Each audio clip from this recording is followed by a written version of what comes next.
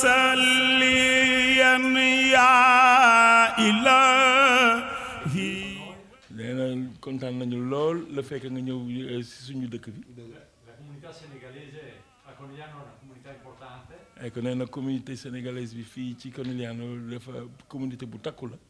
che partecipa in modo attivo alla crescita della città. te lépp lu ñuy def ci dëkk bi daf ciy participer activement pour que yokkuteewu dëkk bi.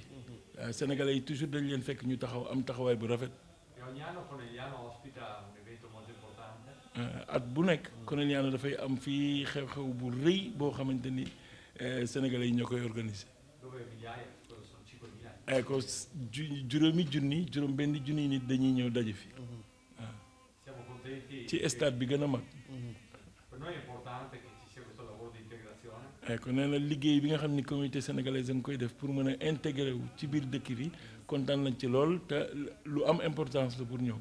Soprattutto per le nuove generazioni. surtout xale yi nga xamante ni fi lañ juddoo màggee fi donc gis ni que ñi leen jiitu ñi ngi intégré wu bu baax di bokk ci kawmu réew mi loolu lu am importance la pour ñoom ñi nga xamante ñooy diriger dëkk bi. Le facciamo i complimenti per la meravigliosa struttura che avete realizzato. ecco nee na ñu ngi lay def ñu ngi complimenté Sénégal yëpp ak waa Tivaouane surtout tarixa Tijaan ci jumaa ju mag ji nga xamante ni réalisé nañ ko. Che ci hanno descritto. waaw Vediamo l'ora. niñ ko tàggatee daanaka ñoom kontaan nañu yàkkamti nañ dem ba gis ko ndax taaruwaayam. È importante la sua presenza oggi. nee na tey nag li nga ñëw tey fii lu am importance la pour Proprio ñoom. per rafforzare questo. nee na surtout pour renforcer diggante yi gën a rataxal diggante yi L'Italia e Senegal. diggante Sénégal ak Italie mais surtout diggante Tivaouane ak Conigliano waaw ki loolu la amoon ci xam ne mu ngi la koy jottali di la ko wax. baax na ñu ngi koy nuyu bu baax. intanto le sue salutazioni al sindaco della ak città effectif yi ñu nekk ci commune bi yëpp. e tutta l'amministrazione comunale porta le sue salutazioni. ak waa dëkk bi yëpp te mu leen représenté. E tutta la comunità di Conigliano porta i suoi saluti alla comunità coniglianese. di am mbégte Ecco. ñëw fii ndax événement bi ñu fi def. Dice che è molto contento e fiero di essere qui presente oggi per questo grande evento che viene realizzato proprio nel tuo comune. nañ ko def fu nekk peut-être ci Italie. Lo fanno un po' dappertutto in Italia, mais du toll comme fii. ma mai assomiglia a quello di Conigliano. Non ce n'è uno che assomiglia a quello di Conigliano. Quindi per lui è veramente una gioia immensa di essere presente nella città dove si fa la festa più grande della comunità senegalese. dañu jàpp ni dëkk bi dëkku barke la. E dice che qui loro ritengono che è una città santa, una città benedetta. fii dëkku pèlerinage la. È una città da venire in pellegrinaggio, in pellegrini, come pellegrini. xëy na xamul li may wax. Forse non capisce bene le sue parole, ma hanno una sua importanza. kon fii ak Tivaouane dafa war a am lu E quindi dice che se lui lo ha fatto, vuol dire che Conigliano e Tivaouane ci deve esistere qualcosa, un legame molto forte. Dobbiamo creare questo. relation boobu day nekk njariñ ci ñoom nekk njariñ ci ñoom. E dice che è sicuro che questa relazione, questo gemellaggio sarà delle cose molto profughe per noi e per Conigliano. loolu la ñu bëgg a dox. E lui è venuto proprio apposta per iniziare a fare questo lavoro, parce que ñun loolu rek mooy suñu liggéey. perché il suo lavoro è questo, cercare di portare là dove le comunità possono usufruire delle cose positive che abbiamo in comune per il territorio. donc bu ñu gisee lu baax ñu indi leen bu ñu amee lu baax ñu jox leen. Voi quando avete qualcosa di positivo, delle ricchezze, ci date e noi ne beneficiamo. Quando noi ne abbiamo altrettanto, cioè, lo scambio è reciproco e quindi questo è molto importante per il territorio, per le comunità di poterlo capire e farlo in questo mondo di oggi. partenariat nag dañuy def. Ecco, lui dice che loro fanno il partenariato e quindi questo è molto daal lu ma la xool. ecco. Dice che non è venuto, come fanno tanti, a tendere la mano. jamais. No, è venuto per portare le cose che hanno di molto e fare lo scambio. dama koy proposé mu wax ma bu mënee mu wax ma bu amee mu digal ma wala mu won ma yoon. E dice che le farà delle proposte, se tu le accetti gli dici va bene, se non le accetti gli dici non va bene, se hai delle indicazioni da dargli gli dici ok abbiamo questa indicazione, se hai delle proposte viceversa li fai anche a lui, così lo scambio possa portare frutti sul tavolo. relation boobu laa bëgg. Vuole questa relazione sana e concreta da mettere sul tavolo. di am kontaan day ñëw bi. È molto contento di essere qua oggi, è molto molto contento e lo manda alla sua comunità ñu koy sant proprio. rek ci lu fet mu toog di ñu xaar rien que rek pour toog wax ak ñun. Solo il fatto che tu sia qua a aspettare che lui arriva, cioè è una gioia immensa per lui. Cioè aspettare con i suoi colleghi qui in ufficio per lui è qualcosa di sacro. di remercier aussi communauté sénégalaise. Ecco, e approfitta per ringraziare la comunità senegalese di Conigliano parce que boobu léegi ñu ànd di liggéey. perché da anni insieme alla comunità senegalese hanno sempre avuto un rapporto di lavoro molto, molto positivo. ñu ngi fii di liggéey. am ay programme Sénégal. Sono qui a lavorare come immigrati, ma hanno dei programmi e progetti in Senegal. seen projet yi ñu am Sénégal. ñoo ko man ñoo koy liggéeyal. E tutti i progetti che hanno in Senegal passano attraverso le sue mani.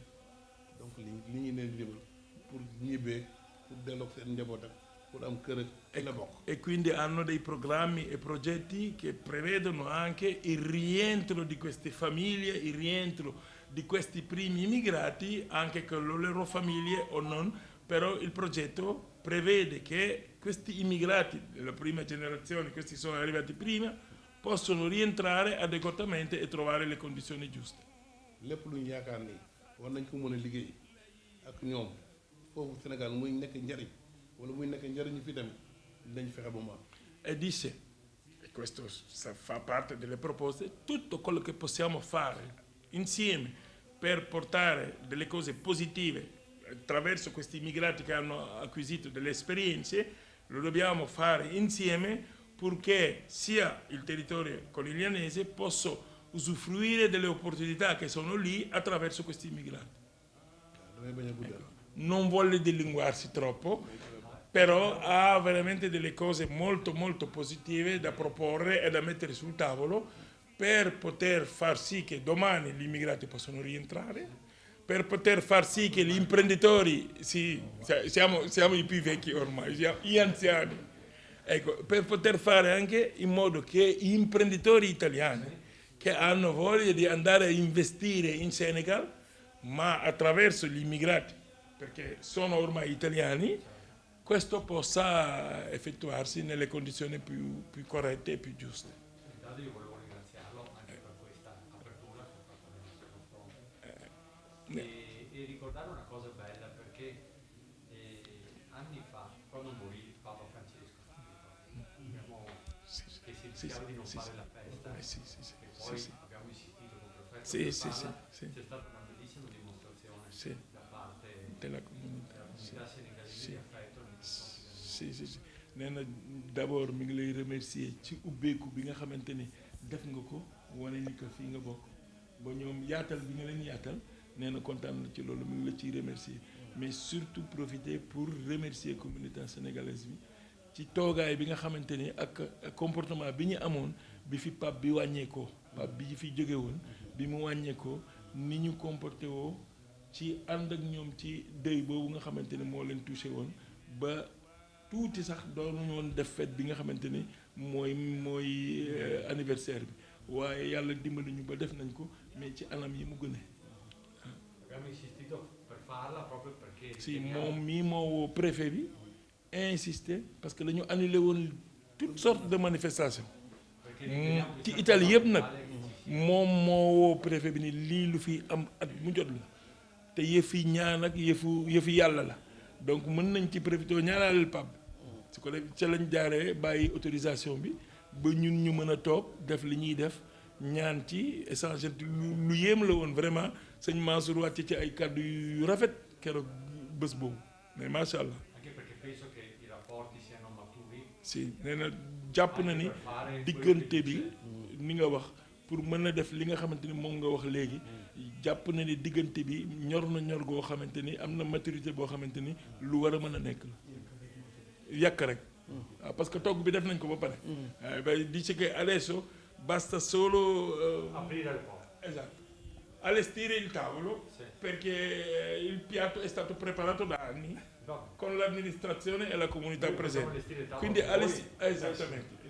Ecco, questo credo che è la cosa Quindi che... allora noi impartiremo il tavolo con voi per ragionare su queste, con gli imprenditori del territorio per ragionare. Esatto, léegi si say proposition yi nga xam ne moom nga nar a def léegi bu boobaa comme communauté baa ngi fi dina woo ñi nga xamante ni ñoo ŋànk dëkk bi ci wàllu koom ñu toog ñun ñëpp wut seet ni ñuy càmbare li nga xam ne ñun moomu ñu amal njëriñ pour yóbbu ko suñu dëkk ñu jël yóbbu suñu dëkk. li ma koy posé man damay bëgg tout le temps man dama pragmatique. waaw noonu la lui è molto pragmatico e gli piace. lan mooy spécialité région bi d'abord. Ecco, volevo capire quali sono le specialità di questa zona, di questo territorio. Nell'ambito economico, cioè nell'ambito socio-economico che potremo magari eventualmente mettere sul tavolo. L'agricoltura, l'industria. ban secteur. Ecco, in quali settori, sì, è l'agricoltura, in quali settori. Vuole capire cosa offre il territorio nell'ambito socio-economico e cosa potremo portare noi insieme. Guarda, il nostro è uno dei settori più importanti a livello del settore inox e tutto quello che riguarda l'acciaio, però bisogna capire quali di questi settori possono poi interessare. Ecco, secteur bi gën a am importance fii ci wàllu économie mooy affaire acier. Métallurgie acier. Inox acier mooy bi ci gën a am importance. léegi nag dafa xamul ñun waa Sénégal yéen ci lan la leen ci ban domaine ci naka la leen mën a amalee njëriñ. moom laa lay wax ne xam nga déjà ñoom seen industrie donc ils ont de l'expérience là-dessus. ñu ngi ci liggéey ñoom yoo xam nañ ci expérience. Ils connaissent des trucs que nous on ne connaît pas. Moi c'est l'expérience que j'ai. Ecco. Dice che Moi c'est la formation que j'ai. Sì, la formazione. Hai capito tutto? Allora lui dice avete molto più esperienze di noi e quindi siete voi che avete le conoscenze su questi ambiti industriali. A lui interessa molto di più la formazione. Certo. xam nga lu tax ma bëgg formation je vais l'expliquer. Sì, adesso ti spiego perché sì. La ville qu'on a c'est une ville de Seydi Hadji Malick comme on dit. Il est venu là-bas pour faire de l'éducation des gens. Dans cette ville, il y a 240 daara. C'est comme si votre école là, on dit dans la ville il y a 240 écoles. Dice che la città da dove viene, di cui è il sindaco, è una città fondata dal caporeligioso nostro Asmani. E lui, il suo scopo era di formare, istruire le popolazioni. In questa città ci sono 240 scuole coraniche. Formazione dei giovani. 240 écoles yi le minimum d'élèves c'est entre 3 ans et 15 ans. Ecco, il minimo in queste scuole, cioè l'età minima è da 3 ans, 15 ans. fra 3 anni e 15 anni, quindi molto giovani in queste scuole. Sono tutti giovani praticamente. École bu nekk am na moins de 100 am na minimum 100 xale. Ecco, in ogni scuola troverai minimo 100 ragazzi. Moltiplicala per 240, il doppio di Conigliano, perché Conigliano ha 12.000 alunni. On est à peu près à 30.000 personnes yoo xam ne daal xale. 30.000 persone, tutti giovani. jàng rek la ñuy def.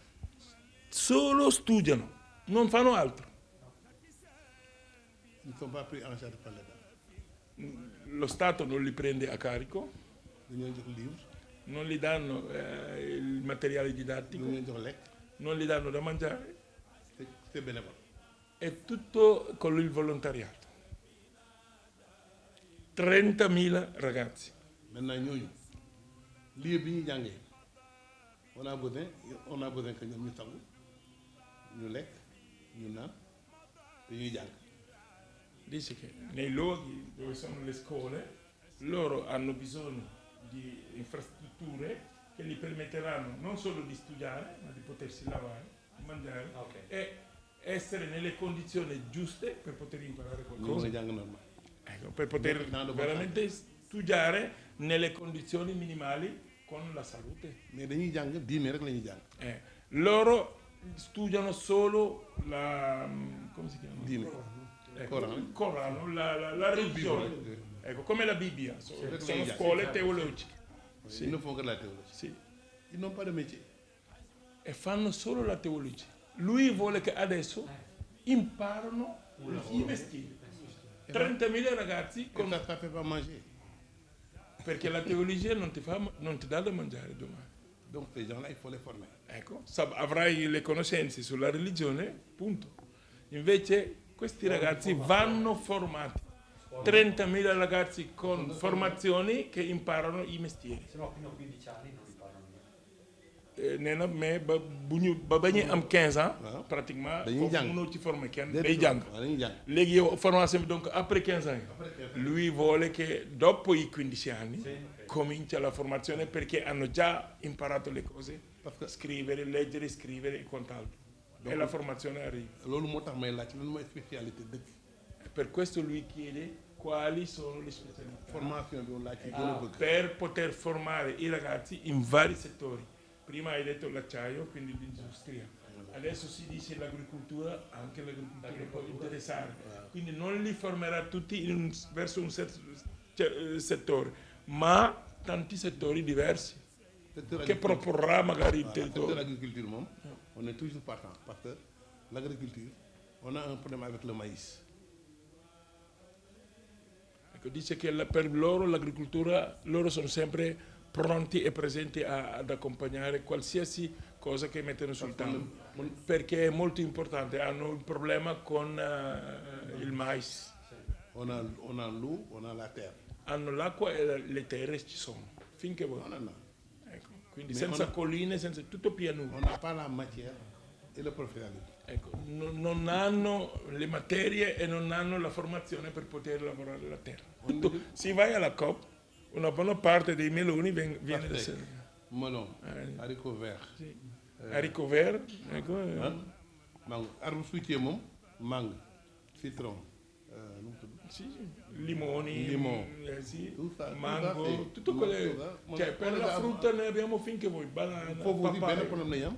On n'a pas de chambre froide. Il problema dell'agricoltura, cioè lì per loro, è la conservazione dei prodotti alimentari, perché ne hanno finché vuoi, ma è tutto. L'80% è marciccia. Basterebbe solo filiale di trasformazione. Comme frigo yi, ils viennent, ils partent, bu ñuy li ñuy di ay orange dañuy ñëw Maroc jël orange ñëw bu ñu quand ils font descendre le truc sur le Maroc, ils mettent les pastèques directement. Ils font 24 heures, ils sont en Espagne. Ah, sì. E quindi praticamente il problema dell'agricoltura è come conservare i prodotti alimentari, come trasformarli, cioè, effettivamente è un problema molto.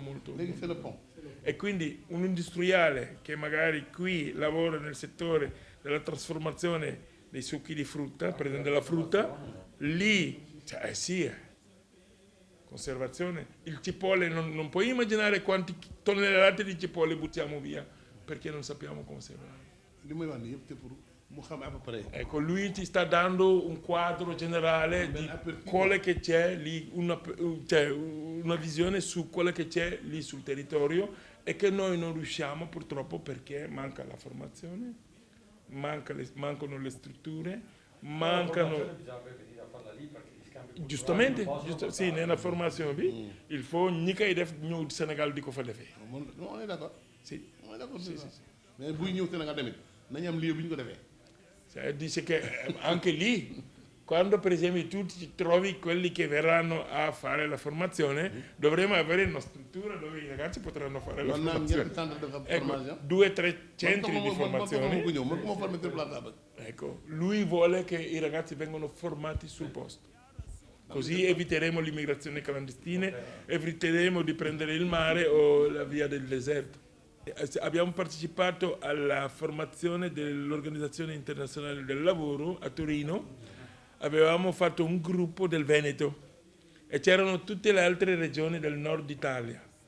Allora, dopo 8 giorni di formazione dovevamo fare un test, 15 giorni, un test finale dove consisteva a elaborare un progetto e dopo spiegarlo davanti a tutti. C'erano professori che sono venuti dal Canada, dagli Stati Uniti, un po' dappertutto.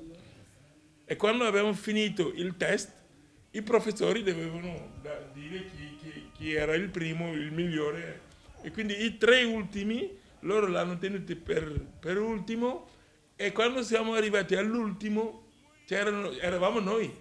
Loro hanno detto, prima di dire chi è il vincitore, noi li chiamiamo prima, però vogliamo che loro vengano a spiegare dove hanno imparato quello che hanno messo sulle carte. perché per loro era impossibile che degli immigrati abbiano acquisito delle esperienze così positive a poter elaborare progetti così colossali e grandi. E ci hanno premiati, erano molto contenti. Si dama koy expliquer dañu dem ci benn séminaire bu mag bu OIT organisé wu organisation mondiale du travail bi ñu demee ci boobu ñun ñëpp a daje woon région yëpp a ñëwoon ñun ñoo jël premier bi ñu jëlee premier ñoom pour balaa ñuy joxe prix yi dañ ñi ki jël premier dañu bëgg balaa ñu koy jox prix bi mu ñëw wax ñu fu ñu jàngee li ñu xam-xam bi ñu am ba mën koo bind ni ñu ko bindee. bi ñu laajtee lu tax ñu ni parce que li ñu bind ay professionnels rek lañ tàmm di gis ñu koy def ñu ñëw ñu dis on était ay 6 xawma ñaata la ñu woon 5 8 la ñu woon ñu diviser wu kenn ku nekk li mu war a wax ak li mu war a def mais biñ ko exposé si la ñu gën a am lu leen yëm parce que lañ ñi mais ñii mënuñu am lu mel noonu. Sénégal fekk waxagul xamaguloo. Exactement, cioè dice che di solito i senegalesi finché non parlano tu non lo puoi conoscere, perché tante volte hanno tantissime esperienze o hanno tante cose dentro, ma sono umili e non lo fanno mai quasi vedere. Però quando tu li metti alla prova, rimani stupito perché non per niente siamo qua, Fabio. beneen bi nekk xamuñu ne am gàmmu chaque année gàmmu gi on reçoit 3 millions de personnes pendant 10 jours. Ogni anno fanno una celebrazione religiosa che si chiama Gammu, come quello dell'Arena Zoo, molto grande, ogni anno. Più di 3 milioni di persone arrivano, ogni anno, e dappertutto il mondo arrivano. Pendant 10 jours. In quella città lì, per 10 giorni. A Tivaouane. A Tivaouane, sì. Loolu mooy événement bi nga xam ne mooy événement phare. È l'evento proprio cruciale, più importante della comunità. 25 e 26 agosto.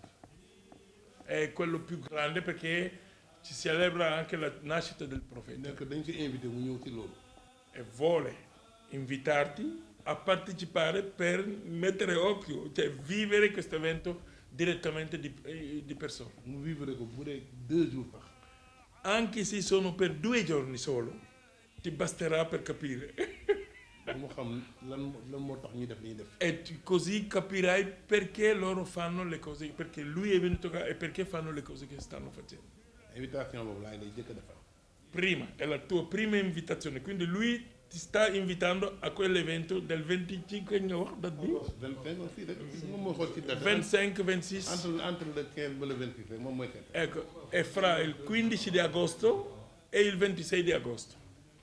parce que peut-être jour gaaw kii bi réception yooyu day. waaw day bëri jaxasoo. waaw non ba tey garaawul benn la fii ñëpp ay ñëw. on a tout réglé. Perché ci sono momenti talmente. nee ko ñoom amul dara lu ñu jël en charge. Ti prende tutto a carico, non hai nulla da spendere. na ma wax ñoom ñan ñooy ñëw rek. Basta dire in quanti sarete. Basta.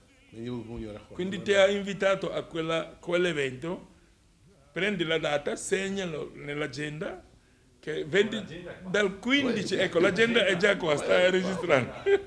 Dal 15 di agosto fino al 26 scegliene 2 o 3 giorni o una settimana, quello che vuoi tu. Sì, almeno per vedere l'evento come funziona. Bu commencé xam nga mu ñëw bu ñëwee 2-3 jours bourde rek dina comprendre li ñuy wax. mooy 20-25 mais lu mu métti rek naka fa fin bourde fekk. Ecco, mooy fin bi kañ la 25. fin bourde c'est le 23. Ecco, quindi fai dal 20 al 26. Intanto grazie. Ecco, nee na mi ngi lay remercier ci invitation.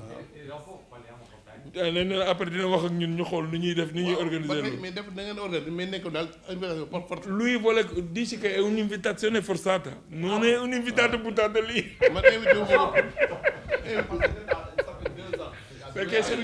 perché sono 2 anni, nee ko man. ecco, sono 2 anni, ecco gli altri capi, sono 2 anni che dice questa roba qua, per questo. E quindi dice che è un invitato, perché ci tiene a farti vedere realmente questo momento. invitation par force la. Wax naa ko nee naa ko lu forcé la. È forzata questa invitazione, perché vuole la tua presenza lì. man invité wu ma pour inviter. Non, perché non fa delle invitazioni quelli non ufficiosi. man na ma jox ñuy ñëw rek laa ko laaj. Tu basta dirgli in quanti sarete. Ecco. nee ma ko laaj moo daal. E non chiede altro. bii sax laaj moo ko. Ecco. Niente. Lui fa tutto il resto. Tu digli quanti siete. Tutto il resto se ne occupa lui. Mi ngi lay remercier bu baax. Quindi dici che questa è la prima invitazione. Perché hai fatto tanto, cioè la parola per noi, quello più importante che avete sentito, i leoni della Teranga. La parola Teranga è proprio, ci avete dato tanto ospitalità, ci avete ospitato in maniera eccezionale e lui non sa come ripagare. E questo fa. Che questa è stata anche una terra di grande immigrazione. Ecco, nee na fii tamit suufu immigré yi la immigré yu bëri dañoo beddeekoo fii dem bitim réew. Agli inizi del Novecento dopo. Ecco, début 1900 pratiquement ñoom ñëpp dañoo génn. Donc xam nañu luy immigration. waaw ñu ci bëri dañ dem Amérique du Sud ak Australie ak yeneen dëkk yi Canada ak yeneen dëkk yi. Tutti noi abbiamo un parente che è immigrato per problemi economici. ñoom ñëpp amul kër gooy dugg doo fa fekk ku amul mbokk moo xamante ni mi ngi bitim réew. Il y a 70 millions d'Italiens en dehors d'Italie. ñooy premier peuple immigré. nee na dañu nuróole lu bëri. diggante waaw dañoo nuróole lu bëri comme ay sénégalais anche alcuni caratteri. Poi siamo persone che parliamo poco e lavoriamo tanto. Ecco, nee na ñoom seen wax bëriwul liggéey rek la ñu xam. Nee na lii daf la ko bëggoon jox pour seen dëkk la. Ecco, nee na lii kiiwu dëkk bi la daal mooy symbole dëkk bi voilà moom la jox noonu teg ko sa loxo waaw tàccu leen ko.